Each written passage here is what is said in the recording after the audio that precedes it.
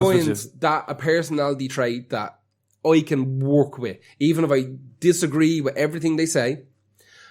If I know the way a person is going to react to something, then I feel like personally I can have I've more control over the situation. Yeah, but if he came in here with a rabbit's head around his neck, he'd start boxing. You would start boxing the head off. If he came in with a live rabbit and started like twisting its head or something like that, or something, to be fair, you don't have to look at that rabbit wrong, or puppy, or snail, and he's getting a chair to the face. That's what I'm saying. Yeah, absolutely. So what you're really saying is if he came in and started being himself, you'd kill him. Yeah, but no. But I'm defending his right to be himself. You know what I mean? Like he has stuck to it. You would be fighting him for his ability to be himself if he came in here. Yeah, but I love it at the same time. I think it's great. It's strange. Yeah, I don't know. I have a little bit of respect for people who don't change with the times. If you get me, I would if I met him go out of my way to enrage him, and I am very, very good at that. I think he's a bit old now though. I don't know. He can get us back up, I'd say. Here's the strange thing. How many guns does he have on him when you annoy him? Just the one? Not if he's here. Or playing his own gig. He's importing bears across fucking countries now. Do you reckon? I'm just saying. I'd love to wind them up. He might have a little Tina Turner fucking crossbow. Boom, little beyond. The problem is the people that he hates are like what he would consider, and I'm using this in quotes because I don't use the term, as extreme leftists. And a lot of those people are not very good at winding people up. They just get wound up. The ones he's talking about, I'm not talking about people on the left, but the ones he's talking about are the ones that are most wound up and speak vocally. Who get done over. And then they're the ones that end up in the videos as, look at these crazy lunatics on the left. Yeah. I would consider myself a very good troll using, being a sort of leftist or whatever. Someone with left leanings. Not just leanings, I'm there, like good. Yeah, anyway. I think everyone can just be a little bit better at winding up subtly arseholes like this. 100%. Yeah. Or just get better at it and stop just for a second. Stop screaming at the camera. Make a little deal with yourself that no matter what happens, you're going to try and win by not getting stressed out. Exactly. And I guarantee you, if you hold out, they'll break. But if you go straight to anger, it's over, Anakin. Over. I hold the upper ground. Yeah, exactly. Just do that. Just before we move off from him, this is really strange. He's known as I did not know this at all. He's known as a key influence in the straight edge whole movement. I guarantee he's not. He is. No way. I guarantee he is. A key influencer in the straight edge movement. Yeah. Since the 70s, he's promoted anti-drugs and alcohol stances. And Henry Rollins and Ian MacKaye have come out and said that, when we read about him in the thing, he would have influenced us. The Nuge would have influenced us on being someone in a band or a very famous guitarist to come out and say, I'm against all this and I don't like drinking, I don't like doing drugs. And it gave them the confidence to say it. It's fucking mad. I never heard that before. Bananas. That is bananas. Whatever Even I'm saying you're saying it's that whatever good. About Ian what MacKaye the Dickens? Doing, what the Dickens? Whatever about Ian, like Henry, to be fair to him, was a fucking brickhead. But in the early days, he kind of learned how to be intelligent by traveling the world, I think. And how to talk. How not to be a caveman. I wouldn't have thought Ted Nugent would be influential in that. And this isn't just a recent thing. In the 70s, he was absolutely, he was popular and famous. Yeah. That said, he also, and this is another thing though, owns a tequila company. Not have expected of him, is he supports medical marijuana, legalization of medical marijuana. Yeah, I read that as well, yeah. And in 2018, he admitted that he likes a little bit of wine. But that's not really, neither here nor there. It's not straight edge, and it's not, but yeah, he, honestly, they've come out and said that. Now they probably wouldn't be caught dead talking about him. Probably not. Since then. But that is my last one. That is annoying fucking asshole Ted Nugent. He's the kind of almost a bit of charm to him. I know what you're saying. Yeah. I just feel like because he's stuck to his guns, I find that perseverance a quality. You know what I mean? Even though I don't agree. That's a strange one that we can't agree on. Someone just going, well, he's a scumbag and an arsehole, but at least he's like that 99.9%. Yeah, but you know, everybody has this one mate that, like, when you do go out with them, there's going to be a row. They're going to say something wrong to some girl whose fella is going to jump on them, or they're going to say something wrong to like the gang of lads, or they're going to slag their clothes, or there's always going to be grief with them. But you know when you go out with them, this is going to happen. So the head is on a swivel, and you're like watching, and you're like batting people away from, just leave them alone. But at least you know. Like, imagine that was your first night out with that person. All the time, and you don't like that. That's what bothers me. I'd rather know what the situation is with people at any given time. So if if I did sit down with Ted Nugent, I would, and he's like, he found out whatever, I didn't eat meat, and I had loads of fucking animals and rescuing pigeons and whatever the fuck, and he started giving me grief over it. I would know to be ready for it, as opposed to being caught in the hop, which bothers me. Yeah, well. That's Theodore Nugento. Who is your last one? My last one is, again, it's John Lennon. He's been on it before. I removed somebody from the list, and because what they had done was too bad, and I didn't want to do it. Whoa. Yeah.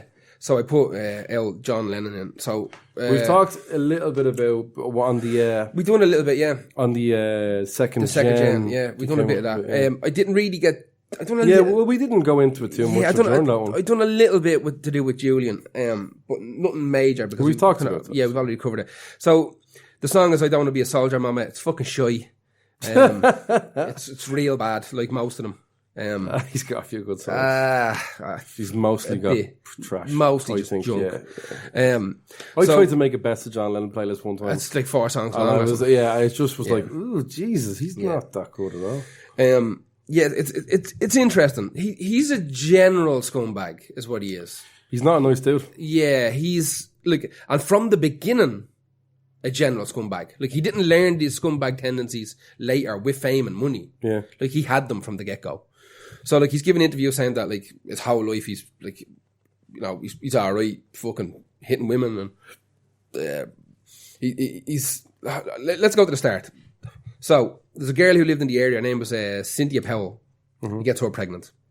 She was actually renting his childhood bedroom off John Lennon's parents. So, she was renting his old bedroom. And he used to knock around. He was living with his granny, I think. Yes. Yeah. And he'd knock around and he gets her fucking pregnant. Right? She gives birth to Julian. Now, apparently, as he was getting kind of big, the Beatles were starting to get known. Julian was only very, very young at this stage. But he regularly would kind of beat Julian for like silly stuff like having bad table manners or, dropping a toy or whatever the fuck it is. He also used to give out to Julian for messing with his drugs because Lennon would leave like piles of fucking drugs. I know a great way to stop that from happening. Yeah. Yeah. So we all know that, yeah. So he would leave like drugs around and it's just a fucking idiot.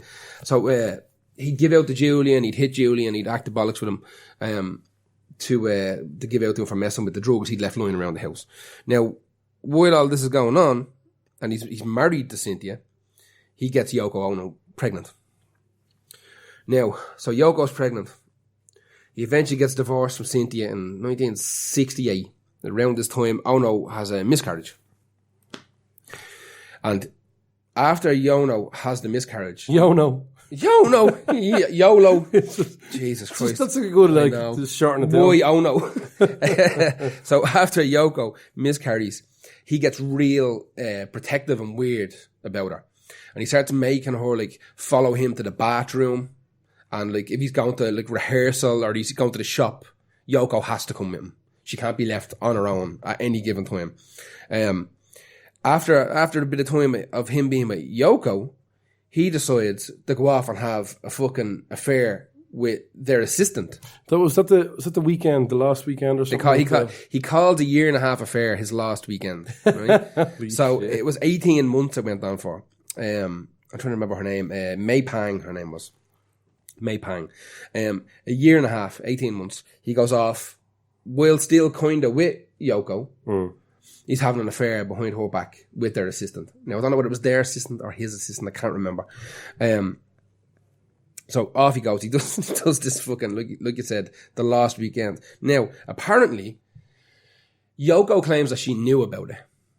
That she knew about this affair and she approved of it. Right. Because she said that, like, their love was so intense that she needed a break from it. for a while. So I think this might be how she kind of... They're the most annoying fucking couple they're ever. Disgraceful. Just the way they went on, like, just the album covers, the albums they had together, their songs, the way they took photographs, just looked like a pair of pricks, the two of them. The woman he had the affair with, May Pang, he tried to strangle her one night, and Harry Nilsson stopped him. Harry Nilsson stepped in and fucking broke it up. I'd like you to stop doing that now. No, apparently while there was like a 2-3 year period where he was just drunk all the time, constantly. Yeah. And his like biggest drinking buddy was fucking Harry Nilsson. They were out all the time on the piss. He admitted to being sexually attracted to his mother. Strange, isn't it? And he also regrets not making a move on his ma because he reckons she would have been into it. This is a quote from John Lennon.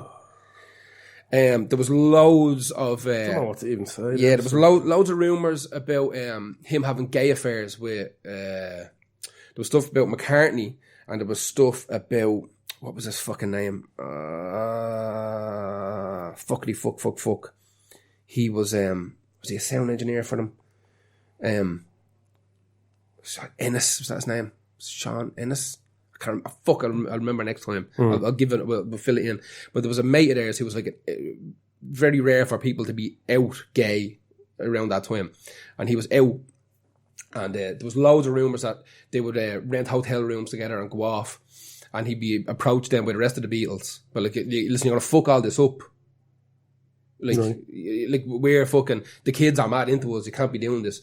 So what he would do is that we don't know if he was doing these things. So what he would do in interviews... You're talking about the manager, are you? Who was gay? The manager. Yeah, Brian Epstein was gay. Epstein, that's it. Yeah, no, I knew that Brian Epstein was gay. Sorry, Epstein. So he was out gay, and there was rumours that Lennon was having an affair with him as well. Also McCartney, there was loads of this bullshit going on. But every now and again, they would Epstein and him would like rent a hotel for like a week in Mauritius or some bullshit and fuck off. And the lads then would fucking say, lad, like, John, we're like sex symbols to teenagers, you know what I mean? You can't be doing this. So in order to like back himself away from it, he'd give interviews where he'd call Epstein like every fucking terrible name under the sun. He did a few interviews where he was a bit homophobic, alright. He could have thrown in little jabs and jokes. Was Jewish as well, so he'd give it loads about fucking. He'd like kind of distance himself from Epstein by slagging the shit out of him in a real mean way. Like when he died, what did he do?